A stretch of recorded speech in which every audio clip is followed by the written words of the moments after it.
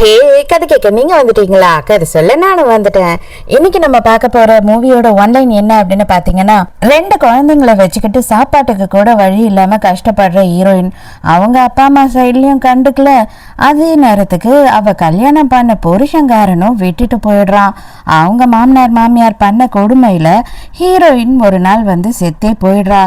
அந்த நேரம் அவ உயிர் வந்து எழுந்துக்கும் போது அவளா எழுந்துக்கல, வேற ஒருத்தியோட உயிர் தான் இந்த உடம்புக்கு வருது. அதுக்கப்புறம் அவளுக்கு யாருன்னு முன்ன பின்ன தெரியாத அந்த 2 குழந்தைங்களை இவ என்ன பண்ணா, இவ யாரு அப்படின்றதெல்லாம் தான் ஸ்டோரி. ஸோ இப்பயும் சொல்றதா இப்பயும் சொல்றேன், எஸ்எஸ் வாய்ஸ் ஓவரை சப்ஸ்கிரைப் பண்ணுங்க, பார்த்ததுக்கு அப்புறம் லைக் பண்ணுங்க, மறக்காம போறதுக்கு முன்னாடி எக்ஸ்பிளனேஷன் எப்படி இருக்குன்னு சொல்லிட்டு கமெண்ட் பண்ணிட்டு போங்க. பக்கத்துலயே ஹை பட்டன் இருக்கும், அதையும் மறந்துடாதீங்க, அதையும் ஒரு தட்டு தட்டுங்க. அப்பதான் உங்க புண்ணியத்துல இன்னும் ஒரு 4-5 பேருக்கு என்னோட வீடியோ ரெக்கமெண்ட் ஆகும். அதே நேரத்துக்கு பெருசா வந்துட்டு கமெண்ட் எல்லாம் பண்ண முடியலன்னா ஒன்றும் பிரச்சனையே இல்லைங்க, ஜஸ்ட் கமெண்ட்ல போயிட்டு ஹார்டின் போட்டா கூட எனக்கு ஓகே தான். ஸ்டார்டிங் சீன்ல என்ன ஆகுது அப்படின்னு பார்த்தா, நம்ம ஹீரோயின் தான் வந்து செத்து கிடக்குறா. பாவம் அந்த 2 குழந்தைங்களும் மாட்டுக்கோட்டால உட்காந்துக்கிட்டு அம்மா எழுந்துரு பசிக்குதுன்னு அழுதுகிட்டு இருக்காங்க. ரொம்ப நேரம் கழிச்சு ஹீரோயின் பொறுமையா கண்ணை திறக்கிறா. அலறி அடிச்சுக்கிட்டு எழுந்து உட்கார்றா. இந்த பையனோட பேரு வந்து டாமி, அதே நேரத்துக்கு ஒரு பொன் குழந்தை இருக்கா, அவளோட பேரு வந்து ரோசி. இவங்க 2 பேரையும் பார்த்த உடனே இவளுக்கு ஒண்ணுமே புரியல. என்னடா இது, நான் எங்க இருக்கேன், நான் 2000ல தானே இருந்தேன், இது என்ன என்னோட ட்ரெஸ் இப்படி இருக்கு அப்படி இப்படின்னு சொல்லி யோசிக்கிறா. ஆக்சுவலா வந்துட்டு இவ 2000ல இருந்து கிட்டத்தட்ட டைம் டிராவல் பண்ணி 70ஸ்க்கு வந்திருக்கா பாத்துக்கங்க. அது மட்டும் இல்லாம நம்ம ஹீரோயின் வந்துட்டு ஒரு டாக்டர் வேற, சர்ஜன் வேற. இவளுக்கு ஒண்ணுமே புரியல, இந்த 2 குழந்தைங்க யாரு அப்படி இப்படின்னு யோசித்து பார்க்கும்போது இப்பதான் இந்த உண்மையான உடம்பு யாரோடதோ அவளோட கதையெல்லாம் நம்ம ஹீரோயின் மைண்டுக்குள்ள வருது. இவ தான் ஹீரோயினோட தங்கச்சி. இவ என்ன பண்றானா, நான் கல்யாணம் பண்ணிக்க இருந்த ஆம்பளை கூட நைட்டு நீ போயிட்டு இருந்துட்டு வந்துட்ட, உன்ன மாதிரி ஒரு கேவலமான கேடு கட்டவ யாரும் கிடையாது, என்னோட புருஷனையே நீ திருடிக்கிட்ட, மரியாதையா வீட்டை விட்டு வெளியில போயிடு, இதுக்கப்புறம் இந்த குடும்பத்துக்கும் உனக்கும் எந்த சம்பந்தமும் இல்லை அப்படின்னு சொல்றா. அதே மாதிரி அவங்க அப்பா அம்மாவும் அதே தான் சொல்லி ஹீரோயினை துரத்துறாங்க. ஆனா அந்த தங்கச்சியோட ஃபியான்ஸை என்ன பண்ணிருக்கான் அப்படின்னு பார்த்தா, ஹீரோயினை கல்யாணம் பண்ணி விட்டுட்டு ஊரை விட்டு ஓடி போயிட்டு இருக்கான். என்ன ஆனா ஏதானா எங்க இருக்கான்றது கூட யாருக்கும் தெரியாத மாதிரி இருந்திருக்கு. அப்பதான் மாமனாரும் மாமியாரும் 1.5 மாசமா இருக்க பொண்ணை போட்டு கொடுமையான கொடுமை, இருக்கிற எல்லா வேலையும் இவ தான் செய்யறா. அதே நேரத்துக்கு இவளுக்கு சோறு கூட போட மாட்டாங்க, கொஞ்சோண்டு சோறு தாங்க, எனக்கு ரொம்ப பசிக்குதுன்னு கேட்டாலுமே மிச்சம் மீதி இருந்தா தரேன், இல்ல அப்படின்னா இப்ப என்ன ஒரு நாள் சாப்பிடலாம் செத்து போயிடுவியா அப்படின்னு கர்ப்பமா இருக்க பொண்ணு கிட்ட பேசுறா. இவதான் இப்படி கஷ்டப்பட்டிருக்கா அப்படின்னு பார்த்தா, இவ வந்துட்டு குழந்தைங்களை பெத்ததுக்கு அப்புறமும் குழந்தைங்களுக்கும் சாப்பிட்றதுக்கு எதுவுமே கிடைக்காம தான் கஷ்டப்பட்டுட்டு இருக்கா. அந்த நாய்க்கு போடுற சோறு கூட இவங்களுக்கு போட மாட்டாங்க. கஷ்டப்பட்டு குழந்தைங்களுக்கு ஏதோ எப்பவோ ஒரு வாட்டி கிடைச்சதெல்லாம் வந்து கொடுத்து பசியாத்துறா. அப்ப ஒரு நாள் தான் வந்து ஹீரோயின் பசியிலேயே இந்த இடத்துல செத்து போயிருக்கா. இப்ப நம்ம டாக்டர் அம்மா தானே எழுந்திருக்காங்க. இப்போ லேட்டஸ்ட் டெக்னாலஜில வளர்ந்தவ எப்படி இருப்பா, இருடா உன்னை நான் பாத்துக்கிறேன் புருஷங்காரா, என்னை விட்டுட்டா ஓடனே நீ எங்க இருக்க என்ன பண்றன்றத கண்டுபிடிச்சி நான் வந்து நிக்கிறேன், ஆனா உன் கூட வாழ்வன் மட்டும் நினைச்சிடாத, எனக்கு டிவோர்ஸும் இந்த குழந்தைங்களுக்கு செட்டில்மெண்ட்டும் தேவை, இந்த குழந்தைங்களை நானே பார்த்துப்பேன், நீ எனக்கு தேவையே கிடையாது, என்னவா இருந்தாலும் சரி, நான் இந்த வாழ்க்கையை வாழலைனாலும் சரி, இந்த பொண்ணு இந்த வாழ்க்கையில வாழ்ந்து இவ்வளவு பட்ட கஷ்டத்துக்கு நான் மீதியை வாங்கி கொடுக்காம விடவே மாட்டேன் அப்படின்னு சொல்லிட்டு நைட்டா அந்த 2 குழந்தைய கூட்டிட்டு கிளம்பிடுறா. அதுக்கப்புறம் தான் ஹீரோயின் ஒரு வழியா கண்டுபிடிச்சு புருஷங்காரன் எங்க இருக்கான் அப்படின்னு தெரிஞ்சு அங்க போறா. ஆக்சுவலா அவன் ஆர்மியில இருந்திருக்கான், ஆர்மியில தான் இப்ப வேலையை செஞ்சுட்டு இருக்கான். அவங்களுக்கு நேரா போய் பார்த்து அவனோட சீஃப் யாரோ அவர்கிட்டயே போயிட்டு நடந்த எல்லா கதையும் சொல்லி, என் குழந்தைங்க பசியில வாடுது, அவங்களும் நானும் இந்நேரம் செத்தே போயிருப்போம் அப்படின்னு எல்லாம் வந்து புருஷங்காரன் மேல கம்ப்ளைண்ட் கொடுக்குறா. அவர் உடனே சாப்பாடை கொடுமா ஃபர்ஸ்ட் குழந்தைங்களுக்கு அப்படின்னு சொல்லி சாப்பாடெல்லாம் கொடுக்குறாரு. இவகிட்ட எல்லா கதையும் கேட்டுட்டு ஹீரோவை வர வைக்கிறாரு. ஹீரோ இப்பதான் நமக்கு காட்டுறாங்க. ஹீரோ வந்து நிக்கிறான். டேய், உண்மையாவே நீ இந்த மாதிரி ஒரு மோசமானவனா இருப்பேன்னு நான் நினைச்சே பார்க்கல, உன்னை ரொம்ப தங்கமான பையன் நல்ல பையன் நினைச்சினேன், எதுக்காக நீ இப்படியெல்லாம் பண்ண அப்படின்னு சொல்லி கேட்கும் போது இவனுக்கு இந்த பொண்ணு யாருன்னே தெரியல, அடையாளமே தெரியல. அதுக்கப்புறம் தான் புரிய வருது, ஐயோ இது என் பொண்டாட்டி, இது 2 பிள்ளைங்க என் பிள்ளைங்களா அப்படின்னு பாக்குறான். சார் என்ன நடக்குதுன்னு எனக்கே புரியல, எனக்கு கொஞ்சம் டைம் கொடுங்க, நான் அவங்க எல்லார்கிட்டயும் பேசி என்ன ஏதுன்னு உங்களுக்கு தெளிவா விளக்கம் கொடுக்குறேன் அப்படின்னு சொல்லி ஹீரோ சொல்றான். ஆனா நான் டிவோர்ஸ் வாங்கிறதுக்காக தான் வந்தேன், என் பிள்ளைங்க படிக்கிற வரைக்கும், அதுங்க 18 வயசு வரைக்கும் இவன் அது குழந்தைங்களோட செலவை ஏத்துக்கிட்டா மட்டும் எனக்கு போதும், மற்றதெல்லாம் நான் பாத்துக்கிறேன், என் பிள்ளைங்களை நான் பாத்துப்பேன் அப்படின்னு சொல்றா. இவனுக்கே ஒன்றும் புரியல, என்னடா இது, என் குழந்தைங்க பிச்சைக்கார குழந்தைங்களை விட ரொம்ப மோசமான நிலைமையில இருக்குங்களே அப்படின்னு சொல்லிட்டு இவன் அப்படியே ஒண்ணுமே புரியாம பார்த்துக்கிட்டு இருக்கான். ஆனா அதே நேரத்துக்கு அவர் சீஃப் இருக்காரு இல்லையா, அவர் இவனை செம்ம ரைடு விடுறாரு. இவன் காதுல எதுவுமே விழல, நீங்கெல்லாம் மனுஷ ஜென்மமே கிடையாது, நீ டிவோர்ஸ் பண்ண அப்படின்னா உனக்கு ப்ரமோஷன் கூட கிடைக்காதுடா, உனக்கு நம்ம நாட்டோட சட்டம் பத்தி எல்லாம் தெரியும்ல, ஒரு குடும்பத்தை நல்லபடியா பார்த்துக்காதவன் கண்டிப்பா நாட்டை எந்த வகையிலும் காப்பாத்துறதுக்கு தகுதியானவனா இருக்க மாட்டான் அப்படின்னு சொல்லி கத்துறாரு. உடனே ஹீரோயின் கிட்ட என்ன சொல்றாருன்னா, அம்மா கொஞ்சம் நீ பொறுமையா இரு, ரெஸ்ட் எடு, நல்லா சாப்பிடு, ரிலாக்ஸா இருந்துட்டு அதுக்கப்புறமா யோசித்து பார்ப்போம், ஒரு 2 வாரம் மட்டும் டைம் கொடு, ஏன்னா எங்களுக்கு இவன் நல்லவனா மட்டும்தான் இது வரையிலும் தெரிஞ்சான், இந்த மாதிரி ஒரு அநியாயம் ஒரு பொண்ணுக்கு இவன் பண்ணியிருப்பான் அப்படின்னா எங்களால நம்ப முடியல, நீ கொஞ்சம் அவனுக்கு டைம் கொடு, பொறுமையா இரு, அதுக்கப்புறம் இதெல்லாம் பேசலாம் அப்படின்னு சொல்லி கன்வின்ஸ் பண்றாரு. ஹீரோயினும் சரின்னு ஒத்துக்கிறா. இந்த ஆர்மி குவார்டர்ஸ் எல்லாம் இருக்கும் இல்லையா, அந்த மாதிரி தான் ஹீரோக்குன்னு ஒரு தனி குவார்டர்ஸ் இருக்கு. அந்த இடத்துல கூட்டிட்டு போயிட்டு அந்த குழந்தைங்களையும் அவளையும் தங்க வைக்கிறான். ஆனா குழந்தைங்க இவனை பார்த்தாவே பயப்படுறாங்க, ஏன்னா அப்பானா ரொம்ப மோசமானவன், அப்பாக்கு உங்க 2 பேரையும் பிடிக்கவே பிடிக்காது அப்படின்னு சொல்லிதான் இந்த குழந்தைங்களை வளர்த்துருக்காங்க. ஹீரோயினுக்கா இவனை பார்க்கும் போது அவன் மூஞ்ச பார்த்தா அப்படியே அடிக்கணும் போல இருக்கும்னுவாங்க பாருங்க, ஏதோ ஒரு காமெடியில பார்த்தாலே எப்படி அடிக்கணும் போல இருக்கும்னு, அந்த மாதிரிதான் இவன் மூஞ்சி முகரையெல்லாம் பேக்கணும் போல இருக்கு. அவனோட எதிர்க்க குழந்தைங்களுக்கு சோறு ஊட்டி இவன் சாப்பிட்றதுக்கு கூட அவளுக்கு பிடிக்கவே இல்லை, அதனாலயே வெளியில வந்துடுறா. அப்பவும் குழந்தைங்க கிட்ட என்ன சொல்றா அப்படின்னு பார்த்தா, இது பாரு இங்க கறி மீனெல்லாம் இருக்கு, ஆனா நீங்க ரொம்ப நாளா சரியா சாப்பிடாதனால இப்ப அதெல்லாம் பார்த்த உடனே ஆசையா சாப்பிட்டீங்கன்னா வயிறுக்கு ஒத்துக்காது, ஃபர்ஸ்ட் இன்னைக்கு வயிறு ஃபுல்லா கஞ்சி மட்டும் குடிங்க, நாளைக்கு நல்ல ஃபுட்டா நான் செஞ்சு தரேன் அப்படின்னு சொல்றா. இதை எல்லாத்தையும் கண்காணிச்சுக்கிட்டே இருக்கான் ஹீரோ. இவனுக்கு என்ன பிரச்சனை அப்படின்னு பார்த்தா, இவன் ஒரு மிஷன்ல 2.5 வருஷமா மாட்டிக்கிட்டான். அதுவும் அது சீக்ரெட் மிஷனா. அதுல இவனுக்கு ஆக்சிடென்ட் ஆகி கிட்டத்தட்ட 6 மாசம் ரொம்பவும் படுத்த படுக்கையா இருந்து இப்பதான் பெட்டர் ஆயிட்டு ஊருக்கு போலான்னு இருந்த நேரத்துல இந்த விஷயம் எல்லாம் நடந்துருச்சு. ஆனா இவன் 1 மாசம் கூட தவறாம அவங்களுக்கு காசு அனுப்பிக்கிட்டே தான் இருந்திருக்கான் அவரோட சீஃபோட ஹெல்ப்போட. அப்பவும் அவனோட குடும்பத்தை சேர்ந்தவங்களே ஹீரோயினையும் குழந்தைங்களையும் இந்த கஷ்டப்படுத்திருப்பாங்கன்னு அவன் எதிர்பார்க்கவே இல்லை. இது எதுவுமே அவனுக்கு தெரியல.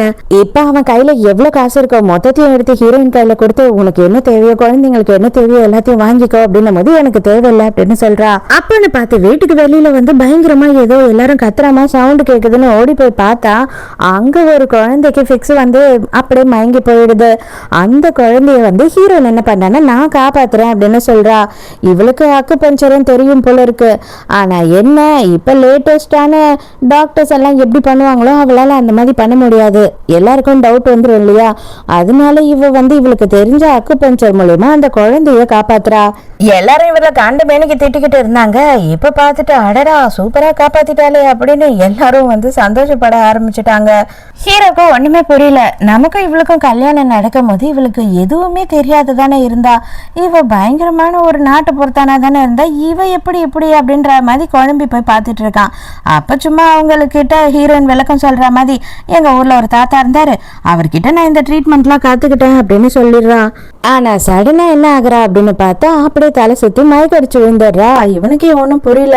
அவளை ஹாஸ்பிட்டல்ல கொண்டு போய் சேர்த்தா செம்ம ரைடு விடுறாரு டாக்டர். இந்த மாதிரி ஒரு பிள்ளைய நான் பார்த்ததே கிடையாது, சோறுன்றதே அவ வாயிலேயே போயிருக்காது போல இருக்கு, அந்த அளவுக்கு வீக்கா இருக்கா, அவளோட நிலைமை ரொம்ப மோசமா இருக்கு அப்படி இப்படின்னு ஹீரோ பிடிச்சி செம்ம திட்டுறாரு. அவனுக்கே ரொம்பவும் தர்ம சங்கடமா இருக்கு, கேவலமா இருக்கு அவன் குடும்பத்தை யோசிக்கும் போது. அப்படியே பொறுமையா ஹீரோயினும் மைக்கெல்லாம் தெரிஞ்சு எழுந்துக்கும் போது, உனக்கு என்னதாமா வேணும் அப்படின்னு சொல்லிட்டு சீஃபும் கேட்கிறாரு. அவ என்ன சொல்றானா, எனக்கு டிவோர்ஸ் வேணும், அப்படியே முடிஞ்ச ஒரு வேலை வாங்கித்தாங்க அப்படின்னு சொல்லி கேட்கும் போது உடனே இவர் சொல்றாரு, நீ இந்த குழந்தைய காப்பாத்தினியாமே, அதை கேட்டது எனக்கு ரொம்ப சந்தோஷமா இருக்கு, நீ எங்களோட ஆர்மி கேம்ப்ல வேணா ஒரு கிளினிக் இருக்கு, அங்க ஹெல்ப்பரா இரு அப்படின்னு சொல்றாரு. அவளுமே வந்து ரொம்ப சந்தோஷப்படுறா. அவகிட்ட இப்போதைக்கு டிகிரி அது இதெல்லாம் இருக்காது இல்லையா, அதனால அவளால் டாக்டராக ப்ராக்டிஸ் பண்ண முடியாது. ஸோ நாங்கள் வந்து சின்னதாக எக்ஸாம் எல்லாம் வைப்போம், அந்த எக்ஸாம் எல்லாம் நீ எழுதி பாஸ் பண்ணிட்ட அப்படின்னா உனக்கு ஹெல்ப்பராக வேலை கிடைக்கும், அதே மாதிரி இந்த மருந்து மாத்திரை எடுத்து கொடுக்குற வேலை அதெல்லாம் கிடைக்கும் அப்படின்னு சொல்கிறாங்க.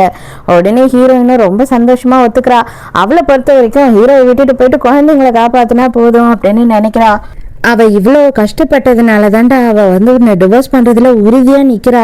நீ என்ன நினைக்கிற அப்படின்னு சொல்லி கேட்கும் போது, இல்லை சார், எனக்கு அவளை டிவோர்ஸ்லாம் பண்ண வேணாம், எனக்கு இந்த விஷயம் எதுவுமே தெரியாது, நான் மாதம் மாதம் அவங்களுக்கு பணம் அனுப்புகிறேன், அவங்க எல்லாரும் நல்லா இருக்காங்கன்னு தான் நான் நினச்சிக்கிட்டு இருக்கேன், இந்த வருஷம் போயிட்டு என் பிள்ளைங்களை பார்த்துருவேன் அப்படின்னு சொல்லி சந்தோஷமாக இருக்கும் போது இந்த மாதிரி ஒரு விஷயம் நடக்கும், என் பிள்ளைங்களே என்னை பார்த்தா பயப்படுவாங்க அப்படின்றது நான் யோசித்து பார்க்கல, எனக்கே ரொம்ப கஷ்டமாக இருக்குது, ஆனால் எனக்கு அமைஞ்ச குடும்பத்தை நான் விட்டு கொடுக்க கூடாதுன்னு நினைக்கிறேன் அப்படின்னு சொல்லும் போது, சரிடா, என்னால எவ்வளவு முடியுமோ நான் உனக்கு ஹெல்ப் பண்றேன், நாளை தள்ளி தள்ளி போடுறேன் அப்படின்னு சொல்றாரு.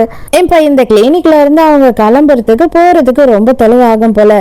குழந்தைங்கள ஹீரோயின் தூக்கிக்கவா அப்படின்னு கேக்குறா. அப்பதான் ஹீரோக்கு அந்த யோசனையே வருது. அம்மாக்கு ரொம்ப உடம்பு முடியல, அப்பா அவங்க 2 பேரையும் தூக்கிக்கிறேன் அப்படின்னும் போது குழந்தைங்க 2மே பயந்து அவங்க அம்மா பின்னாடி போய் ஒளியிறாங்க. அப்பா ஒன்றும் நான் பண்ண மாட்டேன், அப்பாவை நம்பி வாங்க, அம்மாக்கு ரொம்ப உடம்பு முடியல, நம்ம சீக்கிரமா வீட்டுக்கு போகணும் அப்படின்னு சொல்லி சமாதானப்படுத்துறான். என்னதான் இருந்தாலும் ரத்த சொந்தம் இல்லையா, அவன் வந்து சமாதானப்படுத்தின உடனே குழந்தைங்க 2 அவன் மேல ஏறிக்குதுங்க. அப்படியே அவன் விளையாட்டாவே பேசி பேசி 2 பேரையும் கூட்டிட்டு போறான். வீட்டுக்கு போனா, டேய், அப்பா நம்மளை வந்துட்டு பார்க்க வரமாட்டாரு, அவர் வெறுக்கிறாரு, அவருக்கு நம்மளை பிடிக்காது அப்படின்லாம் சொல்லி நம்ம வீட்டில் எல்லாரும் சொன்னாங்களா இல்லையா, ஆனால் இதெல்லாம் பொய் போலடா, அப்பா நம்ம கிட்ட நல்லாதான் பழகுறாரு, நல்லவராக இருக்காரு அப்படின்னு சொல்கிறாங்க. அதை கேட்ட உடனே ஹீரோ இப்போதான் கேட்குறான், என்னதான் நடந்தது ஊரில் அப்படின்னு. ஹீரோயின், நான் அதெல்லாம் யோசித்து பார்க்குற மூடில் கூட கிடையாது, தயவு செஞ்சு விட்டுடு, எனக்கு டிவோர்ஸ் தான் வேணும் அப்படின்னும் போது, சரி எல்லாரும் சாப்பிடலாம், நான் போய் சாப்பாடுலாம் ரெடி பண்ணுறேன் அப்படின்னு சொல்லி ஹீரோ அப்படியே பேச்சை மாற்றிட்டு போயிடுறான். ஹீரோயின் அவகிட்ட வந்து 2 துணி தான் இருக்கு அப்படின்னு சொல்லிட்டு அதை கஷ்டப்பட்டு துவைச்சிக்கிட்டு இருக்கா. உனக்கு ஆல்ரெடி உடம்பு முடியல, நான் துவைக்கிறேன் அப்படின்னு சொல்கிறான். எவ்வளோ சொன்னாலும் வேணான்னு சொன்னாலும் கேட்க மாட்டான். அவளை எழுப்பி விட்டுறான். நான் எப்படி துவைக்கிறேன் பாரு அப்படின்னு சொல்லிட்டு இருக்கிற ஒரு துணியையும் கிழிச்சு வச்சிடறான்.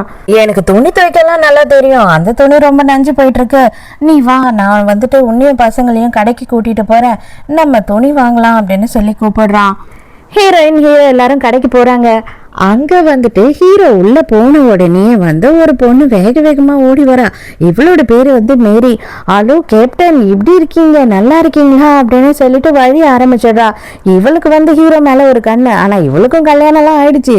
ஹீரோயின் இந்த பொண்ணை பார்த்த உடனே இவன் வந்துட்டு இங்க ஜாலியா இருப்பான் போல இருக்கு, அதனாலதான் பொண்டாட்டி ஞாபகமே இவனுக்கு வரல, பொண்டாட்டியை பிடிக்கல அப்படின்ற மாதிரி ஹீரோயின் யோசிக்கிறா.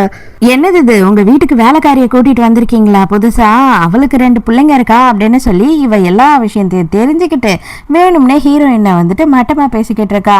உடனே ஹீரோக்கே கடுப்பாயிடுது. அவ என் பொண்டாட்டியை பத்தி பேசுற வேலை வச்சுக்காது அப்படின்னு சொல்லி திட்டிடுறான். இவெல்லாம் உங்களுக்கு சூட்டே ஆகல, இவ கூட எல்லாம் எதுக்கு நீங்க சுத்திக்கிட்டு இருக்கீங்க, இவ கூட எதுக்கு வெளில போறீங்க அப்படின்னு பேசுறா. கடுப்பான ஹீரோயின் பார்த்து பார்த்து ரொம்ப வெறுப்பாയി போயிட்டு ஹீரோ கையை போய் பிடிச்சிக்கிட்டு, நான் வந்து என் புருஷன் கூட போகாம உன் புருஷன் கூட போக முடியும், இல்ல என் புருஷன் கூட நீ கடைக்கு போறியா அப்படின்னு சொல்லி கலாச்சி விட்டுறா. ஹீரோ எக்கச்சக்கமான ட்ரெஸ் எல்லாம் 2 பேருக்கும் வாங்கி கொடுக்குறான். ஆனா ஹீரோயின் வந்து எப்படியும் எல்லாத்தையும் திருப்பி கொடுத்துடணும்னு நினைச்சுக்கிட்டு இருக்கா. அதே நேரத்துக்கு இந்த மேரிக்கு நம்ம ஹீரோயினை பார்த்தாவே எரிச்சலா வருது. அடி பாவி, இப்ப வந்த உனக்கு இவ்வளோ அளவுக்கு பவுஸ் கேக்குதா, இந்த அளவுக்கு ட்ரெஸ் கேக்குதா, அப்படி இப்படின்னு சொல்லி மனசுக்குள்ள சாபமா விட்டுக்கிட்டு இருக்கா. கூடிய சீக்கிரத்துல உங்களை பிரிச்சு நான் வீட்டை விட்டு ஓட வைக்கிறேனா இல்லையா பாரு அப்படின்னு சபதமே எடுத்துட்டா. இவங்க 3 பேரும் ஷாப்பிங் எல்லாம் முடிச்சு அவங்களோட காம்பவுண்டுக்கு வராங்க. வரும்போதே அந்த நெய்பர்ஸ் எல்லாம் வந்து செம்மையாக கலாய்க்க ஆரம்பிச்சிட்டாங்க. என்ன கேப்டனு, பயங்கரமாக என்ஜாய்மெண்ட்டு தான் போல இருக்கே, ஃபேமிலி ஷாப்பிங் தான், வீட்லேயே சமையல் தான், நீங்கள் வந்துட்டு உங்கள் பொண்டாட்டி வந்த உடனே அப்படியே இப்போ தான் உங்களுக்கு குடும்பஸ்த லுக்கே வந்திருக்கு அப்படி இப்படின்னு சொல்லி செம்மையாக கலாய்க்கிறாங்க. ஹீரோக்கா ஒரே சந்தோஷமா இருக்கு. இப்படியெல்லாம் கேட்கும் போது ரொம்ப வெக்கமா வருது. ஹீரோயினுக்கு வந்துட்டு டிவோர்ஸை பத்தி ஞாபகமே வரக்கூடாதுன்னு சொல்லிட்டு ஹீரோவும் எவ்வளவோ மாஞ்சி கஷ்டப்பட்டு எல்லா வேலையும் இழுத்து போட்டு செஞ்சுக்கிட்டு இருந்தாலும் ஹீரோயினால வந்துட்டு அது மறக்க முடியல. நடந்ததெல்லாம் இவன் கூட வாழக்கூடாதுன்றதுல மட்டும் அவ வந்து குறிக்கோளா இருக்கா.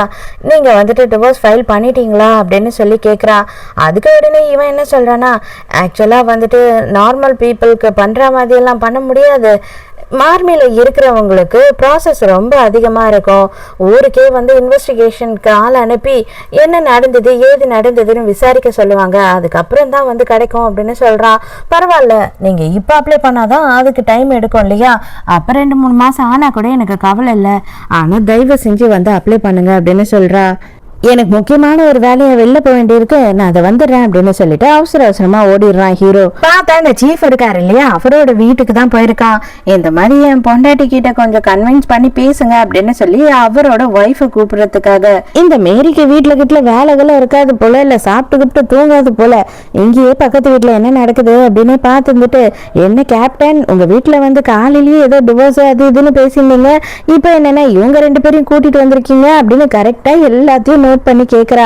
ஹீரோக்கு செம்ம கடுப்பாகுது. அரைச்சு போய் இங்க இருந்து மூஞ்சிலே குத்தி விட்டுற போறேன் அப்படின்னு சொல்லிட்டு திட்டிடுறான். அதுக்கப்புறம் சைலண்ட் ஆயிடுது. இவங்க 2 பேரை மட்டும் கூட்டிட்டு போறான் உள்ள. ஃபர்ஸ்ட் வந்து சீஃப் போன உடனே என்ன பண்றாரு அப்படின்னு பார்த்தா, ஹீரோயின் எக்ஸாம் எழுத சொன்னாரு இல்லையா, அதுக்காக அப்ளிகேஷன் ஃபார்ம் எல்லாம் எடுத்துட்டு வந்து கொடுக்குறாரு. இப்பதான் வந்துட்டு எல்லாரும் என்னதாமா ஆச்சு உங்க லைஃப்ல அப்படின்னு கேட்கும் போது ஹீரோயின் வந்துட்டு நடந்த எல்லா கதையும் சொல்றா. அதாவது ஹீரோ வந்து கல்யாணம் பண்ணி விட்டுட்டு வந்துட்டான். அந்த நேரத்துல இருந்து இவங்க அம்மா அப்பா அவளை வீட்டை விட்டு துரத்துனவங்க தான். அதுக்கப்புறம் அவளை பத்தி எந்த கவலையும் படல. அதே நேரத்துக்கு மாமியாரு மாமனாரு 2 மச்சினங்க, இவங்க 4 பேரும் சேர்ந்து வேலைக்காரியை விட கேவலமா ஹீரோயினை நடத்துனது மட்டும் இல்லாம குழந்தைங்களுக்குமே சோறு போடல. அதனாலதான் வந்து ஹீரோயினுக்கு ஹீரோ மேல கோபம். இவன் காசே அனுப்பல, அவன் எங்கேயோ ஓடி போயிட்டான் அப்படின்ற மாதிரி மட்டுமே ஹீரோயின் கிட்ட பொய்யா சொல்லி வச்சிருந்திருக்காங்க. அப்பதான் சீஃப் சொல்றாரு, அதெல்லாம் பொய்மா, நான் தாம மாசம் காசு அவங்களுக்கு அனுப்பி வச்சிருக்கேன், அந்த ரிசிப்ட் எல்லாமே என்கிட்ட ப்ரூஃபா இருக்கு, நீ என்ன நம்பலாம், நான் உனக்கு அதையும் காட்டுறேன் அப்படின்னு சொல்லிட்டு எல்லாத்தையும் ஹீரோயினுக்கு விளக்கமா அவர் சொல்றாரு. இவளுக்கே ஒன்னும் புரியல. இவளுக்கு நடந்த கொடுமை எல்லாம் கேட்ட உடனே ஹீரோக்கு மனசே தாங்கல. அவனே என்ன சொல்லிடுறானா, உன்னோட செலவும் சரி குழந்தைங்களோட செலவும் சரி சாகிற வரைக்கும் நான் பாத்துக்கிறேன், நானே உனக்கு டிவோர்ஸ் கொடுத்துட்றேன், நீ எதுக்கும் ஃபீல் பண்ணாத, நீ வந்து என்னாலதான் இவ்வளவு கஷ்டப்பட்ட அப்படின்னு சொல்லிடுறான். இவருக்கே அடப்பாவி, இதுக்காடா என்ன பாதி தூக்கத்துல இருந்து எழுப்பி கொண்டு வந்தன்ற மாதிரி கடுப்பாயிடுறாரு. ஃபுல்லா குடிச்சிட்டு உட்காந்துக்கிட்டு இருக்கான். நான்லாம் உயிரோடையே இருக்கக்கூடாது, எனக்கு அந்த தகுதி இல்லை அப்படி இப்படின்னு சொல்லி புலம்பிக்கிட்டு இருக்கான். அப்புறமா இவனை தேடி ஒரு வழியா சீஃப் அந்த இடத்துக்கு வந்துடுறாரு. அடப்பாவி டேய், நீ வந்து இவ்வளவு நாள் தான் அவங்களுக்கு என்ன நடந்ததுன்னு சொல்லிட்டு தெரியாமையே இருந்துட்ட, நீ நாட்டுக்காக இது எல்லாத்தையும் பண்ணிட்ட, அதனால உன்னை யாரும் எதுவும் சொல்ல மாட்டாங்க. இப்ப அவங்க 3 பேரையும் நீ வந்து விட்டுட்டு வந்த அப்படின்னா இப்பதான் உண்மையான நீ குடும்பத்துக்கு துரோகம் பண்ற துரோகியாவே ஆவ. தயவு செஞ்சு அவகிட்ட பேசி புரிய வை, அவளை விட்டுடாத, அவ ரொம்ப நல்ல பொண்ணு, அது மட்டும் இல்லாம 2 தங்கமான குழந்தைங்க உனக்கு இருக்கு, குழந்தைங்களை விட்டுடாத அப்படின்னு புத்திமதி சொல்றாரு. நான் அவங்க எல்லாருக்கும் தானே காசு அனுப்புனேன், எதுக்காக இவங்க இப்படி பண்ணாங்க எங்க வீட்டுல அப்படின்னு சொல்லி இவன் புரியாம இருக்கான். உடனே அவர் சொல்றாரு, நீ கவலைப்படாத, நான் இன்வெஸ்டிகேஷனுக்கு ஆள் அனுப்புறேன், அங்க என்ன நடந்திருக்கும் அப்படின்னு சொல்லி நானே என்னன்னு பாக்குறேன் அப்படின்னு சொல்றாரு. சரி, உனக்கும் அவளுக்கும் என்ன நடந்தது அப்படின்னு கேட்கும் போது இப்பதான் அவன் என்ன சொல்றானா, இவனுக்கு யாரோ ட்ரக் கொடுத்துருக்காங்க, ஒரு ரூம்க்கு கூட்டிட்டு போய் விட்டுருக்காங்க, அந்த ரூம்ல ஹீரோயின் இருந்திருக்கான். அன்னைக்கு தான் வந்து அவங்களுக்குள்ள எல்லாமே நடந்துட்டு இருக்கு. அதுக்கப்புறம் மறுநாள் காலையில ஊர் ஜனங்கள்லாம் பார்த்து இவங்களுக்கு கல்யாணம் பண்ணி வச்சுட்டாங்க. உனக்கு யார் ட்ரக் கொடுத்தா அப்படின்னு கேட்கும் போது அதுவுமே எனக்கு தெரியல அப்படின்னு சொல்றான். வேற வழி இல்லை நமக்கு, எனக்கு 2 ஃபேமிலி மேலுமே டவுட்டா தான் இருக்கு, அதனால நம்ம இன்வெஸ்டிகேஷன் நடத்தினா மட்டும்தான் உண்மை எதுன்னு நமக்கு தெரிய வரும் அப்படின்னு சொல்றாரு. மறுநாள் காலையிலேயே ஹீரோயின் எழுந்துக்கிறதுக்கு முன்னாடியே ஹீரோ எழுந்து சமைச்செல்லாம் வச்சுட்டு அவங்களுக்காக எல்லாமே பரிமாறிட்டு இருக்கான். டக்குன்னு ஹீரோயினே எதிர்பார்க்காத நேரம் ஹீரோ என்ன பண்றான் அப்படின்னு பார்த்தா அப்படியே முட்டி போட்டு மன்னிப்பு கேட்கிறான். உண்மையாவே வந்து நான் தப்பு பண்றேன்னு தெரியாம தான் நான் தப்பே பண்ணிருக்கேன், இந்த தப்புக்கு நான் பொறுப்பா இல்லையான்னு கூட எனக்கு யோசிக்க தெரியல, உண்மையா நான் என்ன பண்றதுன்னு புரியல, உனக்கு என்கிட்ட இருந்து டிவோர்ஸ் வேணும் அப்படின்னா கண்டிப்பா நான் அதை கொடுத்துட்றேன், இன்வெஸ்டிகேஷன் நடக்கும், அது மட்டும் இல்லாம வந்துட்டு என்னோட ப்ரொமோஷனே எனக்கு கிடைக்காம கூட போகும், இந்த 3 வருஷமா என் ஆசைபாசையெல்லாம் அடக்கி வச்சுக்கிட்டு நான் எதுக்காக இந்த வேலையை பார்த்தனோ அந்த காரணமே நடக்காம போகும். ஆனா அதை பத்தி கூட எனக்கு அவலை இல்லை. ஆனா நீ மட்டும் எனக்கு ஒரே ஒரு சான்ஸ் கொடு. இப்ப டிவோர்ஸ் அப்ளை பண்ணோம் அப்படின்னா கண்டிப்பா 6 மாசம் ஆகும் நமக்கு டிவோர்ஸ் கிடைக்கிறதுக்கு. அது வரைக்கும் நான் உன்னை இம்ப்ரெஸ் பண்ண ட்ரை பண்ணுவேன். அதுக்கு மட்டும் நீ எனக்கு சான்ஸ் கொடுக்கணும் அப்படின்னு சொல்லி கேட்கும் போது ஹீரோயின் நான் இங்கதான் இருப்பேன் அப்படின்னு சொல்றா. எவ்வளவு சீக்கிரம் முடியுமோ டிவோர்ஸை மட்டும் ஃபைல் பண்ணிட்டு அதுக்கப்புறம் நீ என்ன பண்றியோ பண்ணு, எனக்கு கவலை இல்லை அப்படின்னு சொல்றா. உடனே ஹீரோ இந்த சான்ஸை எப்படியாவது நம்ம யூஸ் பண்ணிக்கணும் அப்படின்னு நினைக்கிறான்.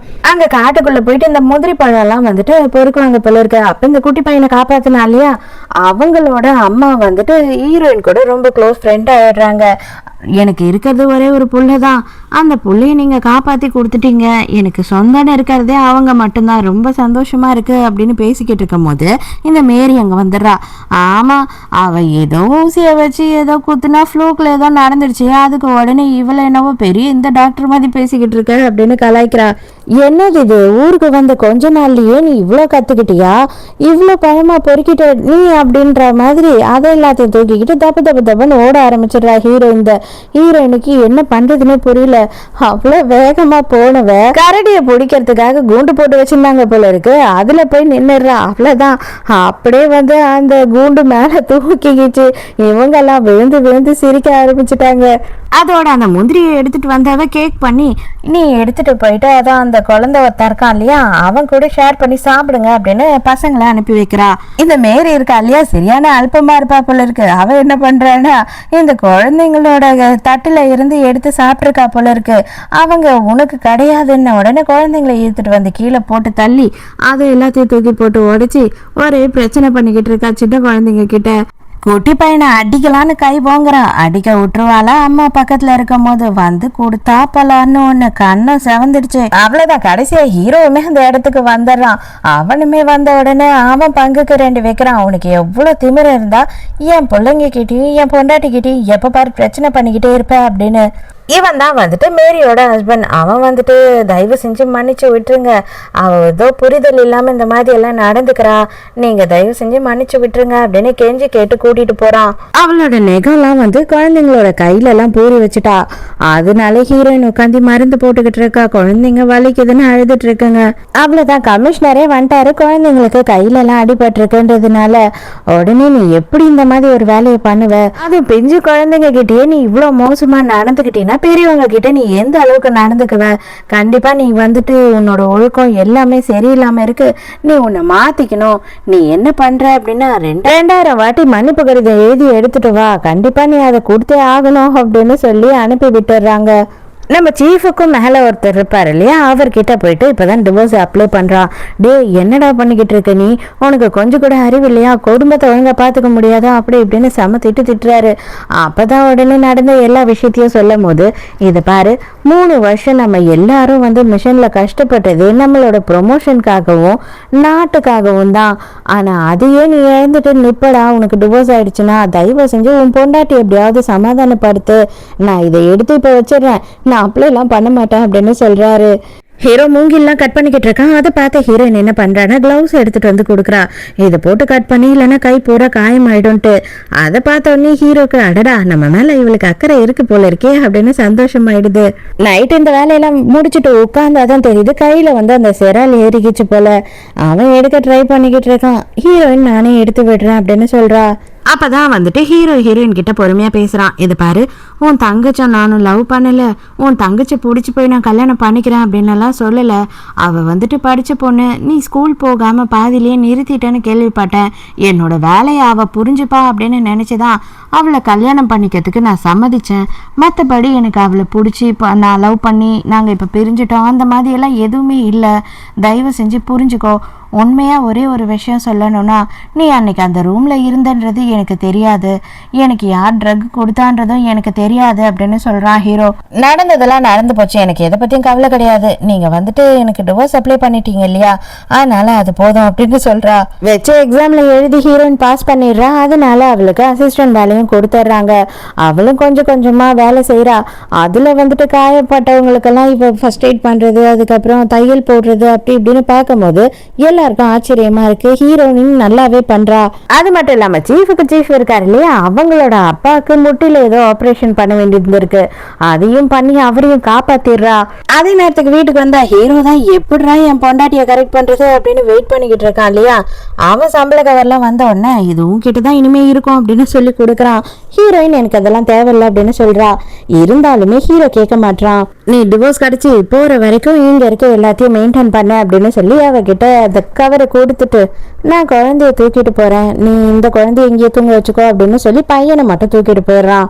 ஹீரோயினை கூப்பிட்டு, நம்ம சீஃபுக்கு சீஃப் இருக்காரு, அவர் வந்துட்டு 3 வருஷமா வந்து ஹீரோ என்னென்னலாம் பண்ணா, அவனுக்கு என்ன மாதிரியான ஆபத்தெல்லாம் ஆச்சு, 6 மாசமா வந்து அவன் ஹாஸ்பிட்டல்லே இருந்தது எல்லா ப்ரூஃபையும் காட்டுறாரு. நாங்க என்ன மிஷன்ல இருக்கோம் அப்படின்றது எங்க குடும்பத்தை சேர்ந்தவங்களுக்கு கூட தெரியக்கூடாது.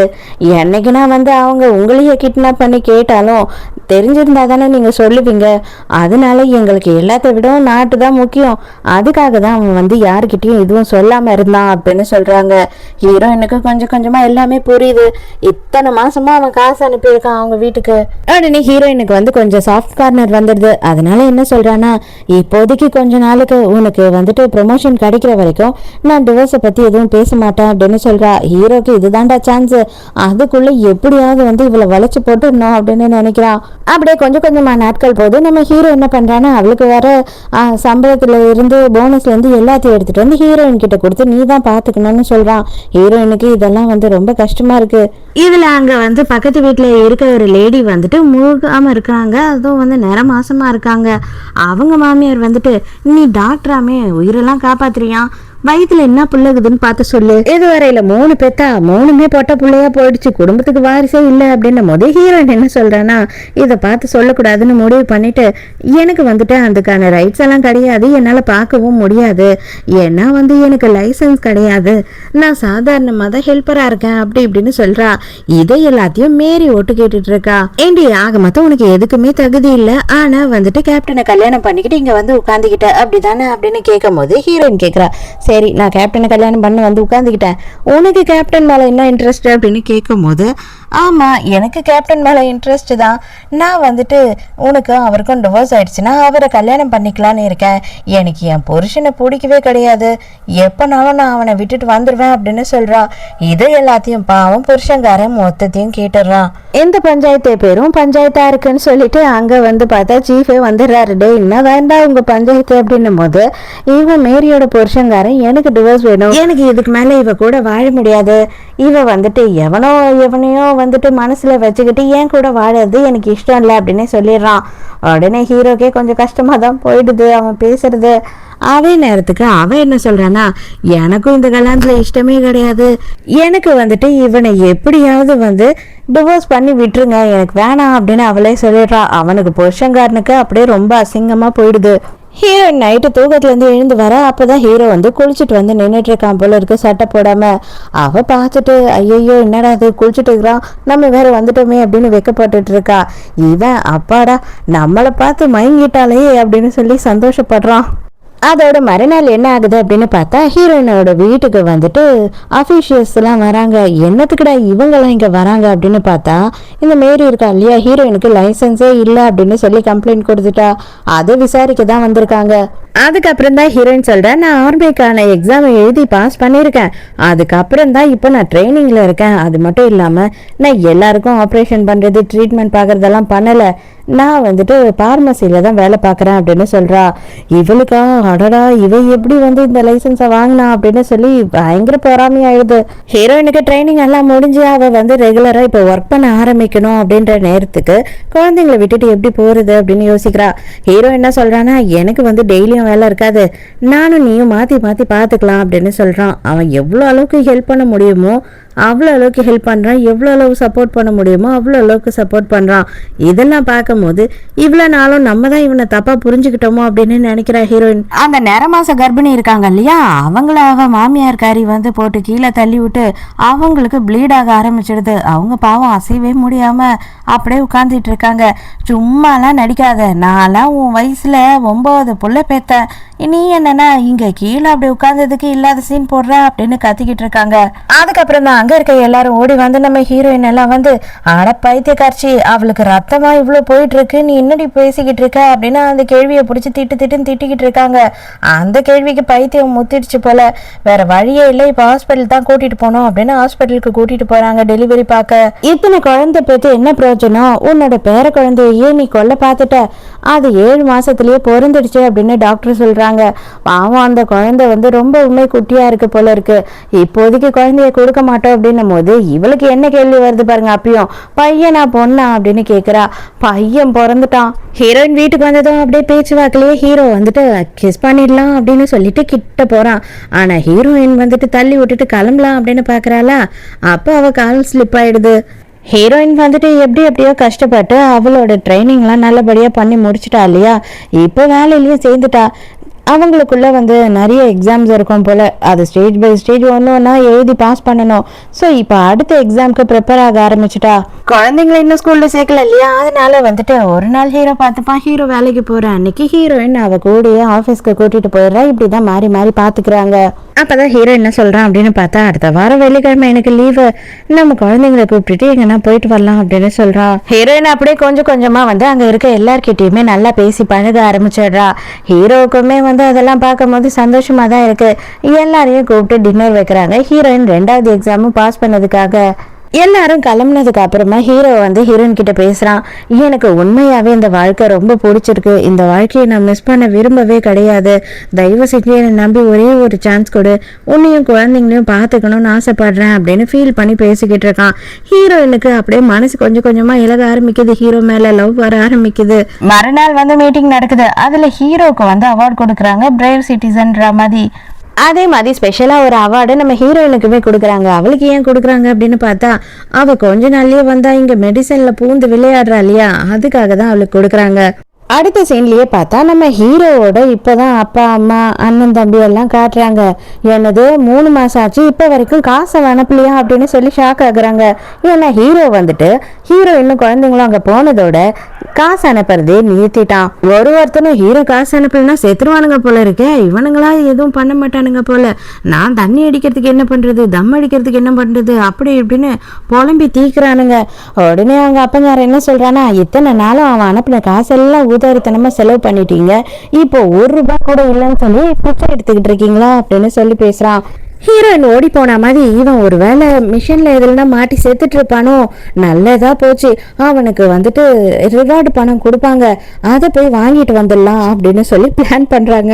அதுக்குள்ள ஹீரோ சாவடிச்சுட்டாங்க இவனுங்க. இதுல ஷாக் என்ன அப்படின்னு பார்த்தாதான் தெரிய வருது.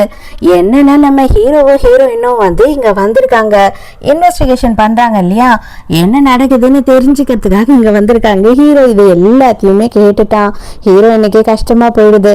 ஹீரோவே வந்து ஹீரோவோட வீட்டுல நல்லபடியா ட்ரீட் பண்ணல அப்படின்னு சொல்லிட்டு ஹீரோயினுக்கு புரியுது. ஹீரோ உள்ள வந்த உடனே என்ன கேக்குறான்னா, என் பொண்டாட்டி யார் கூட ஓடி போயிட்டாலாமே, யார் கூட ஓடி போனா, எப்போ ஓடி போனா அப்படின்னு கேக்குறான். ஏன்னா ஹீரோயின் கேப் போட்டு மூஞ்ச மறைச்சுக்கிட்டா. ஆமாப்பா, நீ சேர்த்து வச்ச காசு எல்லாத்தையும் நாங்க எடுத்து வச்சிருந்த பத்திரமா நீ அனுப்புனதெல்லாம் அதை எல்லாத்தையும் தூக்கி இன்னும் ஓடி போயிட்டா, ஏதோ ஒரு கிழமை கூட அப்படின்னு சொல்லி சொல்றாங்க. ஹீரோயின் மூஞ்ச பார்த்த உடனே அந்த கிழமை எந்த கிழமை எங்க இருக்கான் அப்படின்னு சொல்லிட்டு எனக்கு சொல்ல முடியுமா அப்படின்னு சொல்லி கேக்குறா. அவ்வளவுதான், எல்லாரும் ஐயோ நீனும் சாகலையா அப்படின்னு கேக்குறாங்க. எவ்வளவு அளவுக்கு கேவலமான ஜென்மங்களா இருப்பாங்க பாருங்க. உண்மையை சொல்லுங்க, நான் அனுப்பின காசெல்லாம் எங்க, என் பிள்ளையும் என் பொண்டாட்டியும் வந்து பிச்சைக்காரங்களை விட ரொம்ப மோசமான ஒரு நிலைமையில நான் பார்க்கணும் அப்படின்னு நடந்தது, அதுக்கு எல்லாம் யாரு காரணம் அப்படின்னு கேக்குறான். எவ்வளவு தொலைவுல இருந்து வந்திருக்கீங்க, நைட்டு போயிட்டு தூங்கி நல்லா ரெஸ்ட் எடுங்க, அதுக்கப்புறமா வந்து மற்றதெல்லாம் பேசிக்கலாம் அப்படின்னு சொல்லிட்டு இவங்க 2 பேரையும் சமாதானப்படுத்தி அனுப்புறாங்க. ஹீரோயினும் வாங்க போலாம் அப்படின்னு சொல்றா. இப்பதான் முறையா ஹீரோவோட ரூமை திறந்து ஹீரோயின் உள்ள வரா.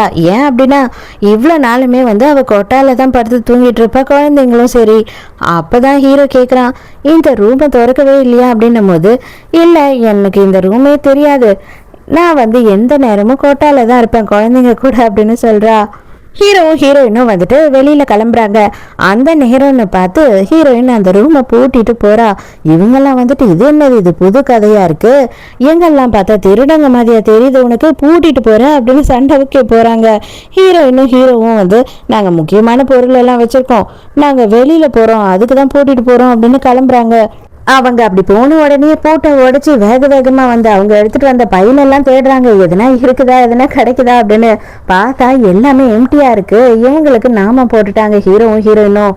நைட்டு போன ஹீரோவும் ஹீரோயினும் வந்துட்டு ஐயோ பொருள் எல்லாம் காணோம், நான் எடுத்துட்டு வந்த நகையை காணோம், நான் எடுத்துட்டு வந்த காசை காணோம் அப்படின்னு சீன் போடுறாங்க. அம்மாக்கு இப்ப டவுட் வருது, முதல்ல எந்த பையன் உள்ள போனா, ஒருவேளை அவனே எல்லா கணக்கையும் எடுத்துக்கிட்டு நமக்கு எதையும் கொடுக்காம அபேஸ் பண்ணிட்டானோ அப்படின்னு சொல்லிட்டு எல்லாம் வெளில வாங்கடா டே அப்படின்னு சொல்லி காத்திக்கிட்டே அங்க போறாங்க. அவங்க ஹீரோக்கு தான் வந்துட்டு இந்த மாதிரி ஒரு ஃபேமிலியை பார்த்த உடனே ரொம்ப சங்கடமா ஆயிடுது. என்னையே அவங்க இப்படி எல்லாம் பண்றாங்கன்னா உன்னை எவ்வளவு கஷ்டப்படுத்திருப்பாங்க அப்படின்னு ஹீரோயின் கிட்ட பேசிக்கிட்டு இருக்கான். அங்க வீட்டுக்குள்ள அவங்களுக்குள்ள நடக்கிற பஞ்சாயத்து போயிட்டு இருக்கு. உடனே ஹீரோயின் என்ன சொல்றேன்னா, இங்கேயே உட்காருவோம், நம்ம கொஞ்ச நேரம் அங்கெல்லாம் போ தேவையில்ல, அவங்களே பேசி முடிக்கிட்டோம் அப்படின்னு சொல்றா. இது எல்லாம் என்னோட தப்பு தான், ஆனா மன்னிச்சிரு, இதுக்கப்புறம் என்னை விட்டு மட்டும் போயிடாத அப்படின்னு சொல்லி ஹீரோ வந்து நெத்தியில கிஸ் கொடுக்குறான். ஹீரோ இன்னுமே வந்து கண்டிப்பா இதுக்கப்புறம் உன்னை விட்டு போக மாட்டேன், இப்போதான் உண்மையாவே என்ன நடந்தது நமக்குள்ளன்றது எனக்கு புரியுதுன்னு சொல்றா. அதோட மறுநாள் காலையில ஆபீசர்ஸ்லாம் வராங்க, அதாவது ஆர்மி ஆபீசர்ஸ்லாம். எதுக்குங்க நீங்களாம் வரீங்க எங்க வீட்டுக்கு அப்படின்னு சொல்லி ஹீரோவோட அப்பங்காரன் கத்திக்கிட்டு இருக்கான். நான் தான்ப்பா வர சொன்னேன், நாட்டில் ஆர்மிக்காரன் வீட்லேயே வந்துட்டு திருட்டு போகுது, அங்கேயே வந்துட்டு ஒன்றும் வைக்க முடியல அப்படின்ற பட்சத்தில் மற்ற பொதுமக்கள்லாம் எப்படி நிம்மதியாக வாழ்வாங்க, அவங்களுக்கெல்லாம் வந்து எவ்வளோ கஷ்டம் இருக்கும், எவ்வளோ திருட்டு போகும் அப்படின்னு சொல்லி ஹீரோ பேசிக்கிட்டு இருக்கான். ஆமாம், நாங்கள் இன்வெஸ்டிகேட் பண்ணுறதுக்காக தான் வந்திருக்கோம், அன்னைக்கு யார் யாரெல்லாம் வீட்டில் இருந்தீங்க, என்னெல்லாம் நடந்ததுன்னு சொல்லுங்க அப்படின்னு ஆரம்பிக்கிறாங்க. இவங்களுக்கா இல்லை ஐயோ என்னடா பண்ணுறது அப்படின்னு சொல்லிட்டு நாங்கள் எல்லாரும் வீட்டில் தான் இருந்தோம், ஆனால் எங்களுக்கு எதுவுமே தெரியாது அப்படின்னு சொல்கிறாங்க. கரெக்ட், உங்களுக்கு அது தெரியாது தான் உண்மைதான், ஆனா இவர் யாருன்னு தெரியுதா அப்படின்னு சொல்லிட்டு ஒருத்தர் போட்டோவை காட்டுறாங்க. வயசாகி போச்சு, கண்ணு தெரியல அப்படி இப்படின்னு சொல்லிட்டு ஆக்ட் கொடுத்துக்கிட்டு இருக்கான் அப்பங்காரன். உடனே வந்துட்டு இவனுங்களுக்குள்ள பிரச்சனை நடக்குது. ஆக்சுவலா என்ன அப்படின்னு பார்த்தா 26 வருஷத்துக்கு முன்னாடி அந்த ஒரு ஆர்மி ஆபீசரோட போட்டோவை காமிச்சாங்க இல்லையா, அவங்களோட குழந்தைய தான் வந்துட்டு புருஷனும் பொண்டாட்டியும் திருடிட்டு வந்துட்டாங்க. அதுதான் நம்ம ஹீரோ. இவ்வளோ நாள் கழிச்சு இன்வெஸ்டிகேட் பண்ணி இப்பதான் கண்டுபிடிச்சிருக்கோம். ஆனா இப்போ என்னன்னா அவர் உயிரோட இல்லை அப்படின்னு சொல்லும் போது, சார் நாங்க அன்னைக்கு வந்து ஏதோ அந்த சைட்ல போகும்போது குழந்தை அழுதுற சவுண்டு கேட்டுச்சு, அவங்க அம்மா பொறுப்பே இல்லாம தூங்கிட்டு இருந்தாங்க, ஆதரவு கொடுக்கலாமே அப்படின்னு சொல்லி தான் நாங்க தூக்கிட்டு வந்தோம் அப்படின்னு சொல்லி ஏதோ கதெல்லாம் விடுறாங்க. ஆக்சுவலா என்னன்னா குழந்தைய தூக்கிட்டு வந்துட்டு காசு பறிக்கலாம் அப்படின்னு பார்த்துருந்துருக்காங்க. அது முடியாம போனதுனால இவங்களை வளர்த்து இவனை வந்துட்டு வேலைக்கு போக வச்சுட்டு குடும்பமா உட்காந்து சாப்பிட்டு இருக்காங்க. அதை தான் இவங்கள பண்ணிருக்காங்க. பாவம் ஹீரோ இதெல்லாம் தெரிஞ்ச உடனே மனசு உடைஞ்சு போயிடுறான். 26 வருஷத்துக்கு முன்னாடி குழந்தைய கிட்னாப் பண்ண காரணத்துக்காக அப்பா அம்மா 2 பேரையுமே அரெஸ்ட் பண்ணி கூட்டிட்டு போயிடுறாங்க. அதோட ஃபைனலா என்ன ஆகுது அப்படின்னு பார்த்தா, இவனுங்க 2 பேரும் அண்ணன் தம்பிங்க இருக்கானுங்க இல்லையா, இருக்கிற காசை எப்படி பிரிச்சுக்கிறதுன்னு சொல்லிட்டு இப்பயே சண்டை ஆரம்பிச்சுட்டானுங்க. ஹீரோவும் ஹீரோயினும் இதுக்கு மேல இந்த ஊர்ல இருந்தா நமக்கு சரிப்பட்டு வராது, நம்ம குழந்தைங்களை பாக்குறதுக்கு நம்ம அங்கேயே போயிடலாம், இதுக்கப்புறம் இந்த சைடே வர வேணான்ற மாதிரி போறாங்க. ஆனா ஏதோ ஒண்ணு குறையுதே அப்படின்னு நினைச்சுக்கிட்டே போன ஹீரோயின் முன்னாடி தங்கச்சிக்காரி வந்து நிக்கிறா. இவளோட பேரு எமிலி. இவ வந்த உடனே, நீ இன்னும் சாகலையா, நீ தான் எவனோ கிழவன் கூட ஓடி போனியே, நீ அப்படி இங்க வந்த அப்படின்னு சொல்லி கதை கேட்கிறா. ஏண்டி நான் கிழவன் கூட ஓடி போனேன்னு சொல்லிட்டு ஊர் பூரா தண்டோரை அடிச்சதே நீ தானே அப்படின்னு சொல்லி ஹீரோயின் கேட்குறா. ஏன் அப்படின்னு பார்த்தா, இவ வந்து ஹீரோவை கல்யாணம் பண்ணிக்கலான்னு இருந்திருக்கா எமிலி. ஆனா அவளுக்கு இன்னொருத்தன் கொஞ்சம் பெட்டரா கிடைக்கிறான் அப்படின்னு தெரிஞ்ச உடனேயே ஹீரோவை எப்படியாவது அக்கக்காரி தலையில கட்டிடணும்னு சொல்லிட்டு ட்ரக்கை கொடுத்து இவங்க 2 பேரையும் அன்னைக்கு ஒரே ரூம்ல விட்டதே இவதான். அதுக்கப்புறம் ஹீரோயின் மேலேயே பழிய போட்டு அவளையே வீட்டை விட்டு துரத்தி இருக்கா. இதை எல்லாத்தையும் ஹீரோயின் கரெக்டா இப்ப கேக்குறாளா? ஆனா இவ வந்துட்டு இல்லவே இல்லை, அப்படியெல்லாம் கிடையவே கிடையாது, நீ தான் கேடு கட்டவ, நீ தான் போதையில ஹீரோ கூட அன்னைக்கு நைட்டு போய் தங்கிட்ட, அதுவும் எனக்கு கல்யாணம் பண்ண இருந்த பையன் கூடயே நீ இருந்துட்ட, நீ நடத்த கேட்டவ அப்படி இப்படின்னு சொல்லி ஹீரோயினை ரொம்ப மோசமா பேசுறா. ஆனது ஆச்சு போனது போச்சுன்ற மாதிரி நம்ம ஹீரோயினோட அப்பா அம்மா 2 பேருமே என்ன பண்ணிடுறாங்க அப்படின்னா, எங்க எம்எல்ஏ போலீஸ் பிடிச்சிருவாங்களோன்னு சொல்லிட்டு அவங்க தான் ட்ரக் கொடுத்ததா ஒத்துக்கிறாங்க.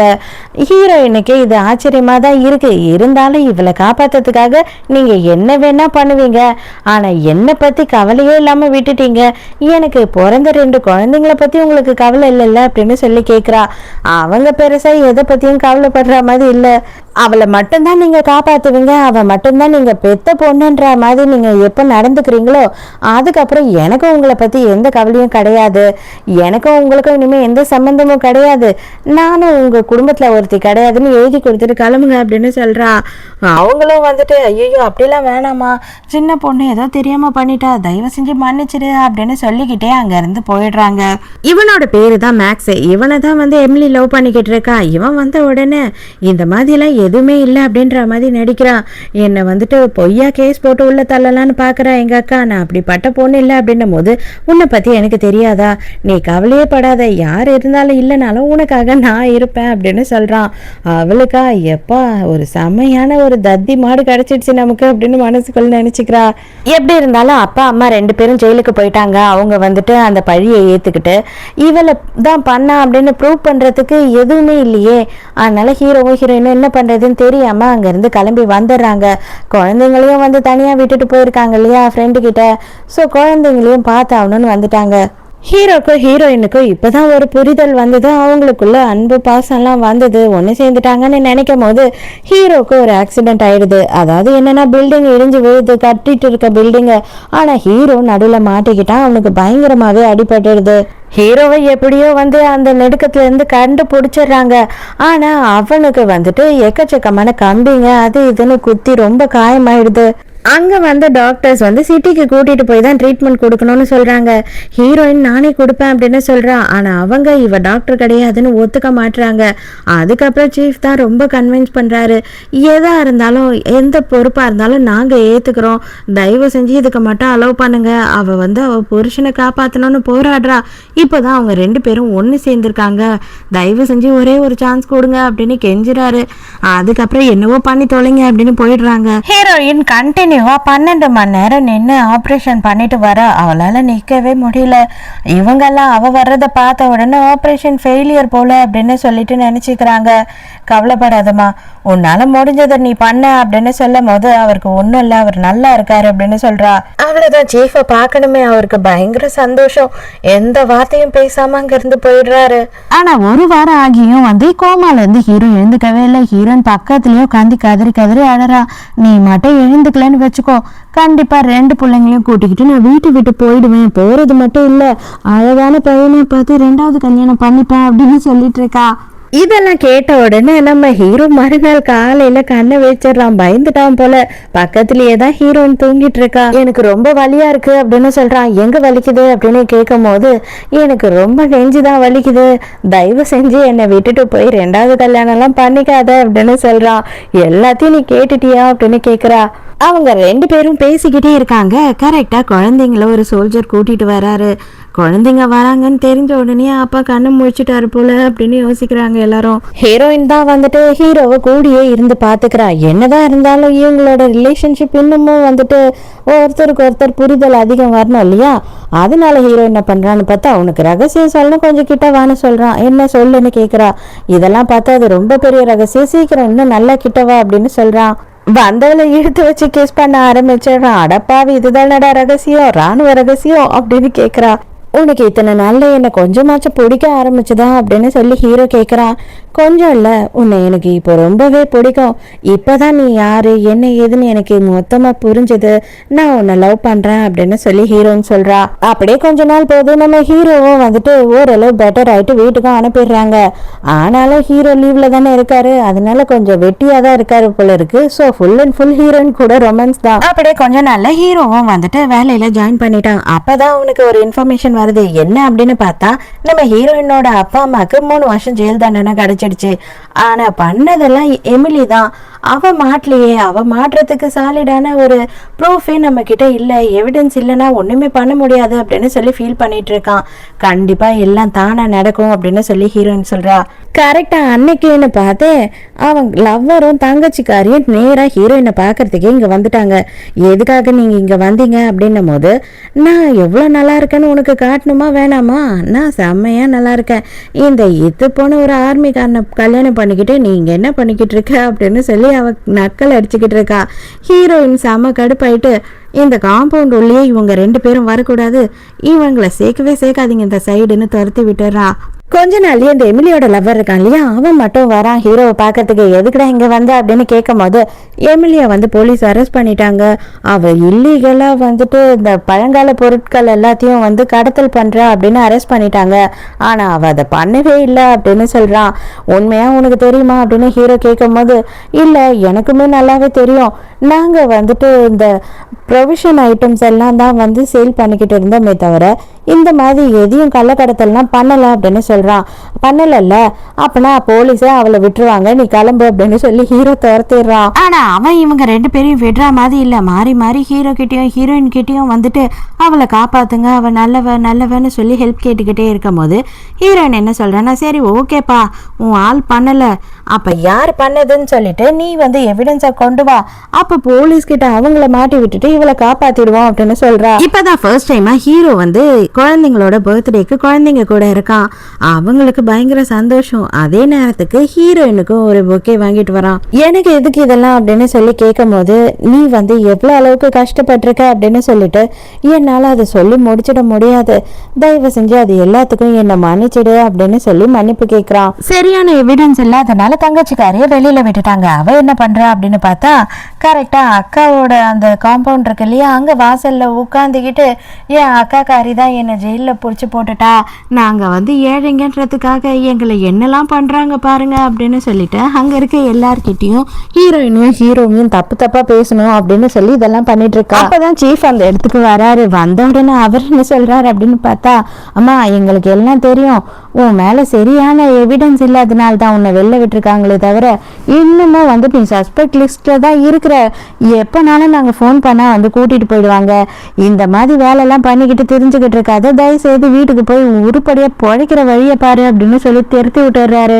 ஆக்சுவலா இதுங்க ரெண்டும் சேர்ந்து போட்ட பிளான் தான் இது. எப்படியாவது ஹீரோயின் கிட்ட பணம் பறிக்கலாம் அப்படின்னு தான் பிளான் பண்ணியிருக்காங்க.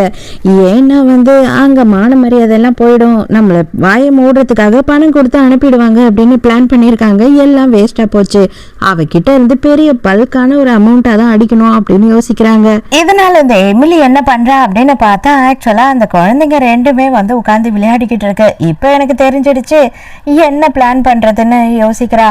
இந்த குழந்தைங்க ரெண்டையும் தூக்கிட்டு போயிடுறா. இங்க அதே நேரத்துக்கு காம்பவுண்ட்ல இருக்க எல்லாருமே ரொம்ப நேரமா குழந்தைங்க ரெண்டு பேரையும் தேடிக்கிட்டு இருக்காங்க. குழந்தைங்க எங்க இருக்காங்கன்னே தெரியல.